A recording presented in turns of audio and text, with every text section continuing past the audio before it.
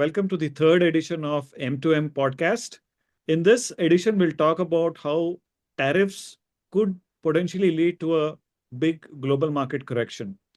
Well, it's more than a month since Donald Trump has taken over the presidency, and what a chaotic few weeks it has been with the dramatic discussion in the White House Oval Office being telecast. Where the president and vice president were having a talking down with the Ukraine president.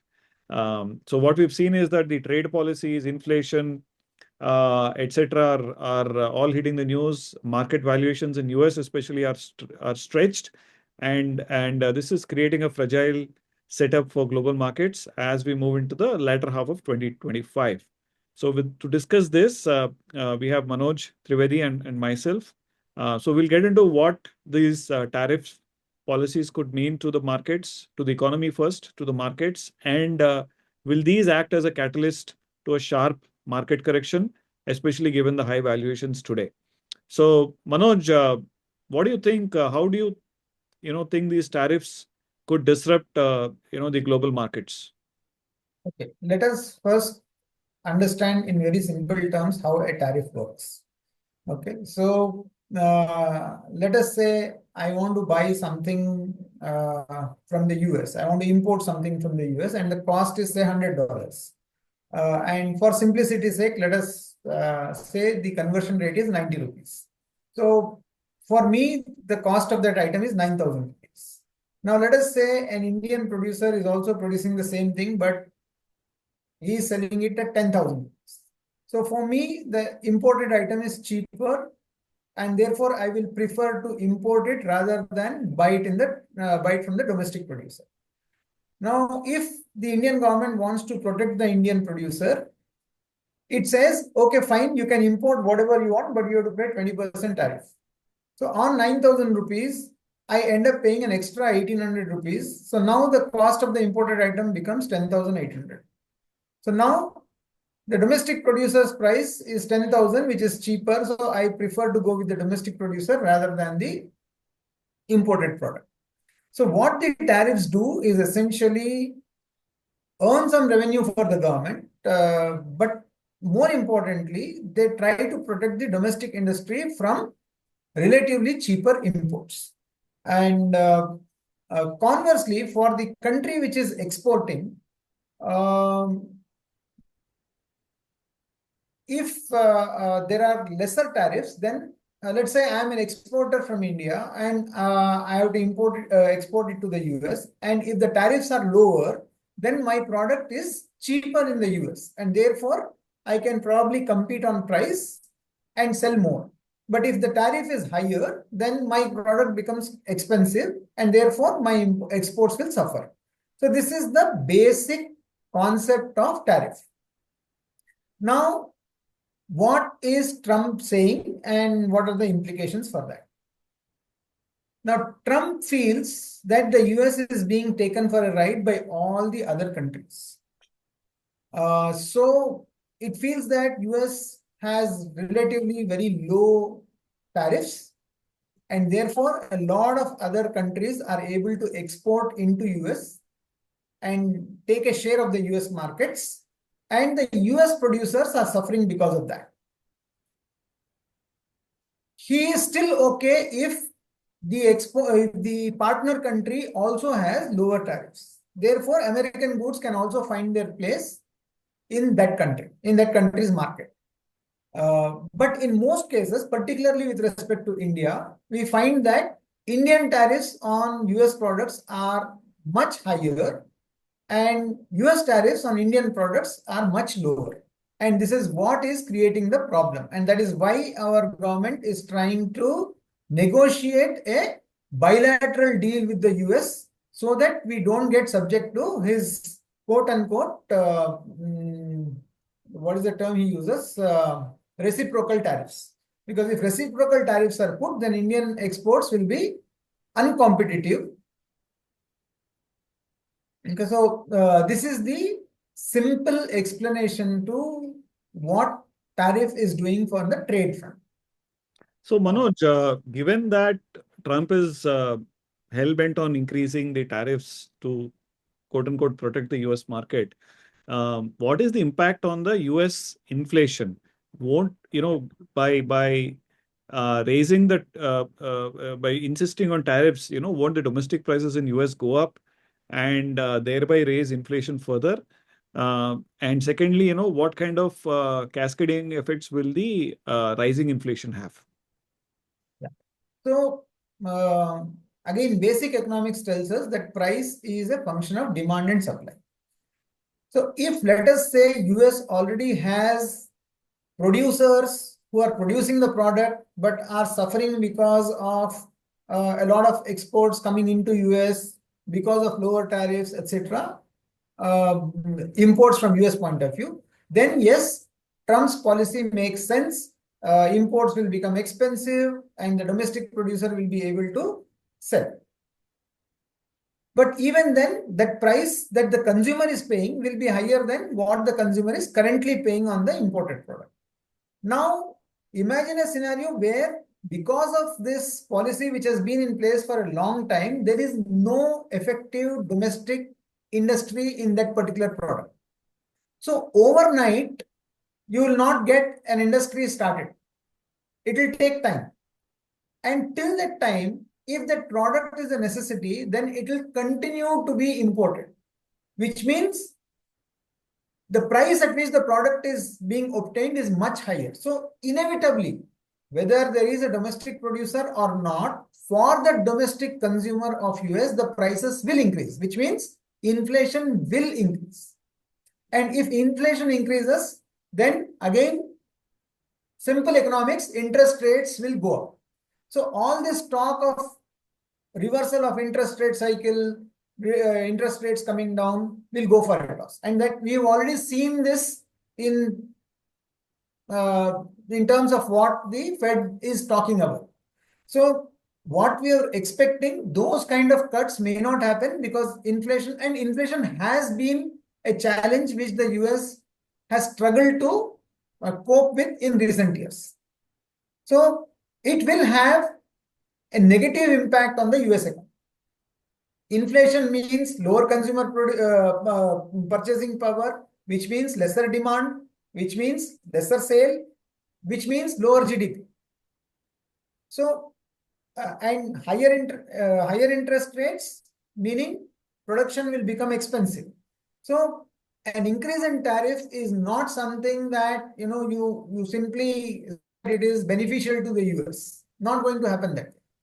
Absolutely. I think there was some research done by the Federal Reserve on how trade disruptions actually translate into domestic inflation.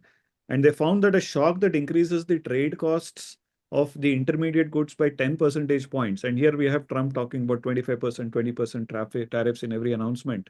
So 10% percentage point leads to a 0.3 percentage increase in the consumer price index inflation, CPI inflation, within just the first year. And similarly, a similar shock in the final goods trade costs adds up to a 0.5 percentage increase in CPI inflation. So combined, we're talking about 0.8% increase in inflation, which takes several years to transmit it into the market. So clearly, inflationary effects are definitely around the corner. And in goods that are having higher cost of final goods, things like washing machines, etc., they produce a much larger effect on inflation, though it may be short-lived. So whereas in case of goods or items that have higher cost of intermediate, for example, a semiconductor or an imported component may have a higher, it's an intermediate good. So if the cost of that is raised, then the inflationary effect is much more persistent, and because it kind of goes into several embedded items. So therefore, this tariff thing will take some time to understand, which is why the market is also figuring out, how this will pan out. And there is a definite concern on how this is going to impact the multiple sectors of the economy and therefore the market. And here we are today in a situation where multiple signs of market valuation metrics that we look at all are pointing to a sign of a bubble. So I will talk about three scenarios here. If you look at the Shiller CAP ratio, which is a cyclically adjusted price to earning ratio developed by economist Robert Shiller, this is an indicator of long-term market valuations of the US. As of the beginning of this month, 1st of March, the S&P 500 had a Shiller CAP ratio of 35.37, even after the last two significant corrections. Earlier, it was at 37 something. But overall, it's a big jump year on year that the CAPE ratio has had. And the historic median has been only around 15.99. And the typical range has been, at best between 27 to 34. And of course, during the dot-com bubble, we had a high of 44. So the current ratio definitely is much high compared to historical standards, suggesting a potential overvaluation in the market. Shiller CAPE ratio has been a reliable predictor of future returns with, higher the ratio, the lower the returns in the subsequent years. So here we are at a situation where it is substantially above the historical median. The second indicator is the Buffett indicator. Warren Buffett has always used market cap to GDP. And again, as of a few days back, this ratio was 194.2%. So the publicly traded US stock, all their value is double the size of the US economy. Just for context, the historical median has been only 79.8%, with a typical range between 125 to 178. India recently we saw was around 114, and now it must be, in the 100 plus single digits after the recent corrections. So the US is at a significant high, and 194 is pretty high. Again, the all-time high was 204 during the last big bubble. And Warren Buffett himself has said that this is a warning sign when the markets are evaluated. And there's a disconnect between the market valuations and the underlying economic fundamentals. The other ratio to look at is the price to book ratio. The S&P 500 price to book ratio today is at, again, a very, very high level. It's touching nearly 5. And that's a 24% increase compared to last year. India also is high. India is also around 4.6, 4.7 right now. Whereas other markets like Japan, UK, etc., are between 1 to 1.5. So the price to book also is a third number, which is showing that valuations are significantly beyond historical norms, and there could be an unsustainable momentum in the market prices. So the concern that we have is that are tariffs going to hit the market when it is most vulnerable? Are we looking at a potential inflation spiral? So Manoj, what do you think, given these three numbers, where they are, and what could be the portender for the US markets? As you yourself pointed out, markets are in a state of overvaluation, US markets in particular, and this is what we see. Every election year, the markets go up, and 2024 has not been any exception. Given the kind of levels it is, it needs only a small trigger for the correction to come in.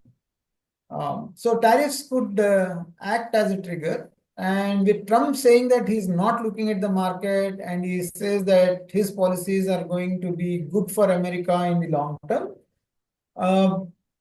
unlikely that there will be a course correction even if there is a market fall, which means the market fall can be much steeper than what is anticipated.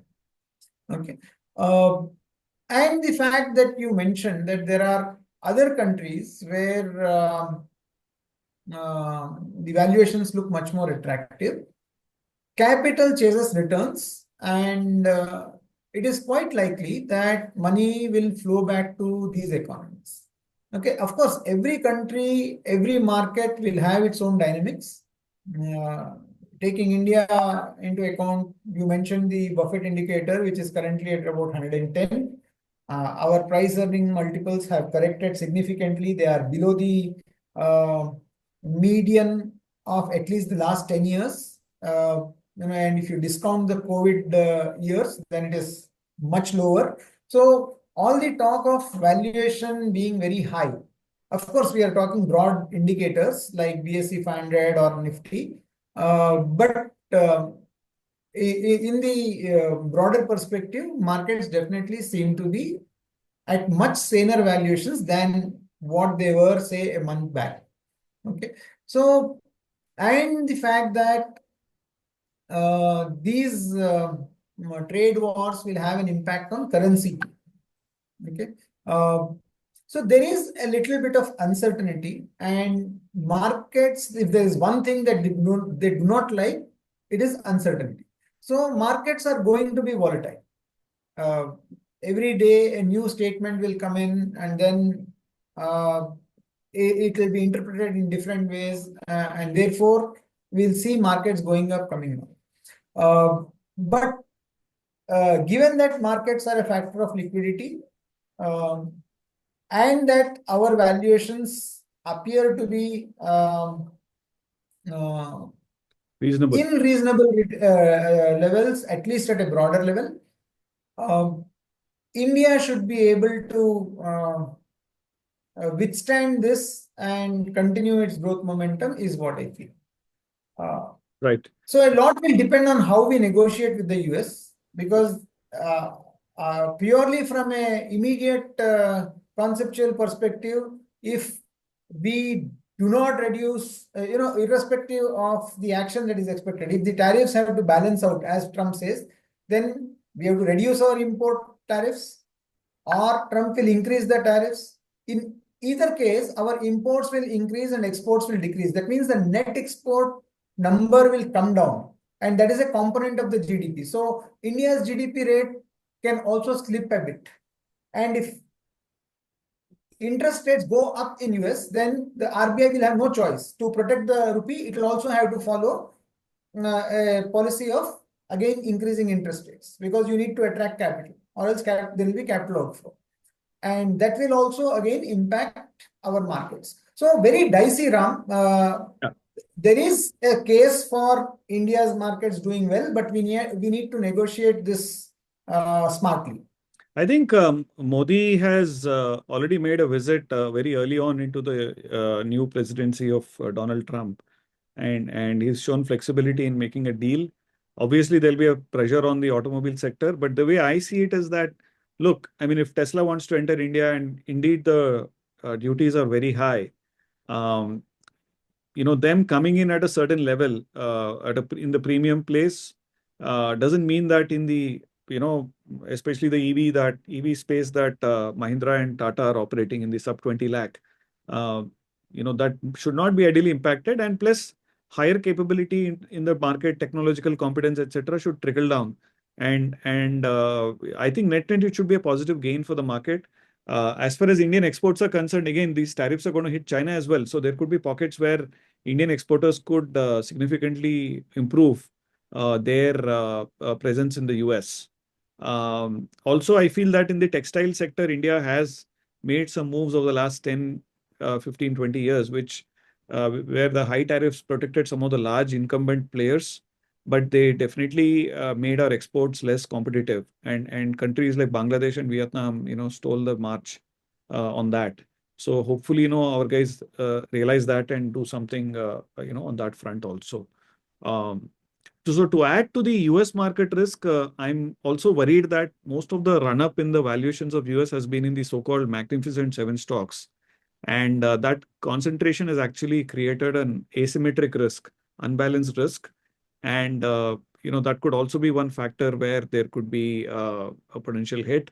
I talked about Tesla earlier. Tesla has extensive international supply chains, and they are already seeing a significant correction of up to 28% in the last few weeks in response to the US trade actions.